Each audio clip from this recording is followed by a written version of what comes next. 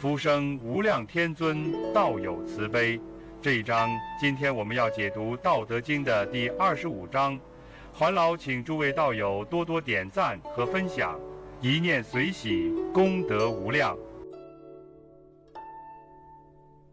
在很多哲学体系中，天地往往是静默的背景，是人类思维的对象。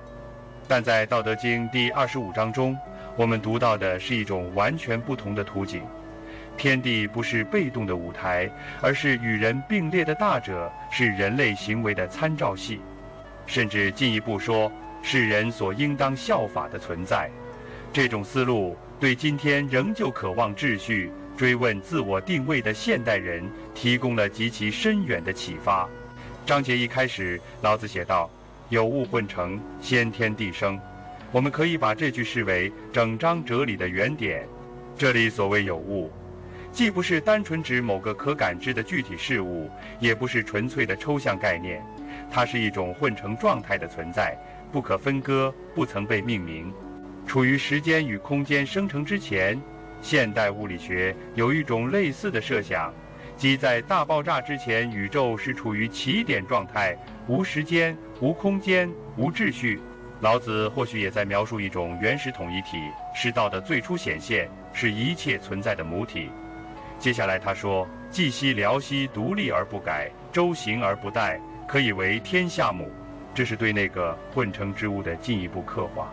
它寂静、空旷、自足，不依赖于任何外在支撑，也不受时间更替、空间流转的影响。即便在不停的运行和变化之中，它也不曾衰竭，不曾失衡。这种特性才是它之所以能为天下母的根本原因。我们要注意，母在这里并非仅是生物意义上的母亲，它意味着生成、滋养、包容、承载，是一切存在之所以可能的基础。在现代社会，如果我们回望自己的生活方式，是否还有这样的母存在？是否还有值得依托、值得信任、不改其本、包容一切的力量？是自然吗？是家庭吗？还是某种我们内心渴望但已经模糊的秩序？老子继续说：“吾不知其名，强字之曰道，强为之名曰大。”可见他对这个混成之物的描述本身是带着敬畏的。语言是有限的，而道是无限的，于是他才说只能强字之曰道。我们今天可能习惯用概念框住复杂的世界，比如用社会制度、市场、自我这些词来简化我们的认知。但老子提醒我们，有些东西是超出语言所能囊括的。如果我们过度依赖概念，就容易失去对整体性的感知。接下来的4个字：大曰是，是曰远，远曰反，是本章义理递进的核心。老子将道所表现出的大进行3层展开，它因为大而流动，因为流动而远离，因为远离而终将返回。这看起来像是抽象的形容，但它其实蕴含了一个非常现实的动态系统观。一切真正宏大的存在都不是静止不变的，而是处在自我循环之中。而且这种循环不是封闭的，而是经历距离和时间的延展，最终达成一种返本的智慧。你可以类比一个家庭的发展，父母养育子女，子女成人后离家，走向远方，追求各自的道路，这是一种事。但若这种离开建立在情感与道义的基础之上，子女在心灵与行为上终将远约反。也就是说，他们会带着更大的成熟回到家庭之中，不一定是居住上的回归，而是情感、责任、精神上的反。这是世缘反在人伦层面的体现，也是道法自然的现实形态。老子随后提出了一个极具张力的等式：道大、天大、地大、人亦大。这个义字非常关键，他没有把人放在道天地人的末尾，而是并列的承认人也是大的存在。也就是说，人并不是渺小无力的，相反，人有自觉的能力，有秉承道义、践行天地规律的可能。然而，如何才是与天地并大？下一句给出了答案：人法地，地法天，天法道，道法自然。这是整章最为深刻也最为易于误读的一句，很多人理解为一种递进式的模仿链条。但我们如果回到法这个词在古代的含义，会发现它并不单是模仿，而是效法取法以之为准。所以这4层不是简单的模仿序列，而是一种价值对齐的系统。什么叫人法地？我们要理解，地并不是没有意识的泥土山川，而是老子眼中那个承载一切而不争功的存在。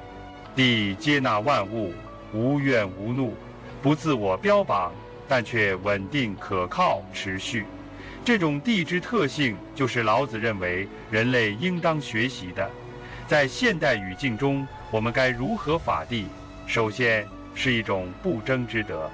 今天很多人活在争夺中，资源、地位、话语权、影响力。但我们看看土地，它不争，但所有东西都依附其上。一个人在家庭中若能承担、包容、不争功，反而是全家的安稳之本。一个人在组织中不急于抢功、争名，反而会成为团队的轴心。这就是人法地的伦理维度。其次是稳定与承载。在快节奏、高波动的社会环境下，人们普遍缺乏一种根的感受。但地是有根的，它不移动，却支持万象。这意味着我们每个人也需要建立自己的地性，找到属于自己的节奏与定力。比如在家庭中，父母的稳定就是孩子成长的地基。在社会中，那些能够维持公共常识与伦理底线的人，就是地的体现。他们不浮躁，不张扬，但却让整个群体不会崩塌。再次是无条件的滋养，地养万物而不求回报，这是不是一个高标准？是的，但我们可以从一点一点做起。比如家人之间的关爱，不是条件交换，而是基于信任与天然的责任。再比如教育，不只是知识的输入，更是让一个人获得精神独立的土壤。这种法地的滋养性，其实是我们在家庭伦理、社会责任中常常忽略，但极其需要的维度。再往上推，地法天，天在老子这里象征着运行的规律性，是不可逆、不可人为干预的上位秩序。今天我们可以理解为科学规律、社会系统的边界、时代趋势等等。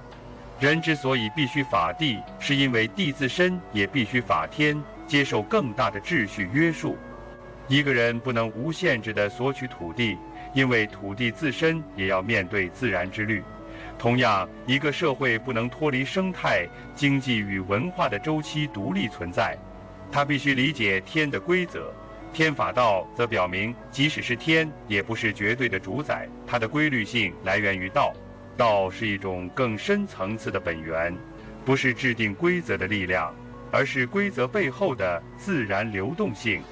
你可以把它理解为生命的自组织逻辑，或者宇宙的默认模式。